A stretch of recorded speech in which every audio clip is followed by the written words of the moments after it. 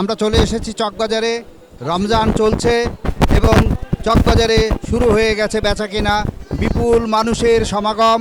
এবং আমরা এখন আছি বড় বাপের পোলায় খায়, বড় বাপের পোলায় খায়, ছোট বাপের পোলাও খাইবো, সকলেই খাইবো। আমরা এখন দেখছি যে বড় বাপের পোলায় খায় যে আয়োজন, এই আইটেমে এখানে আমরা জানি না যে আসলে কি থাকে আর কি থাকে না, আসলে সবই থাকে, এর মধ্যে সব আছে, আপনি সব পাবেন। দেখুন এখানে সুতি কাবাব আছে, লেগ রোস্ট আছে, চিকেন রোস্ট আছে, কবুতর আছে, হাঁস আছে, সব কিছু মিলিয়ে হচ্ছে বড় বাপের পোলায় খায়। বড় বাপের পোলায় খায়। আমরা ওদের সাথে কথা বলবো।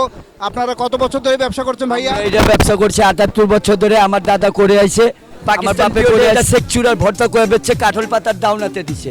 বাংলাদেশ হওয়ার পরেতে এটা বড় বাপের পোলার নাম হয়েছে। 12টা আইটেম, 12টা মশলা দিয়ে বানানো হয়।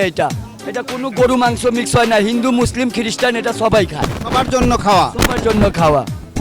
কয়েকটা দোকান আছে, কয়েকজন মিলেই আসলে বড় বাপের পোলায় খায় এই আইটেমটা তৈরি করছে এবং বিক্রি করছে। আপনারা দেখছেন সবাই কাজ করছে, সবাই মাংসগুলো ভাগ করছে, সব কিছু তারা একসাথে কাজ করে এই বড় বাপের পোলায় খায় তৈরি করছে।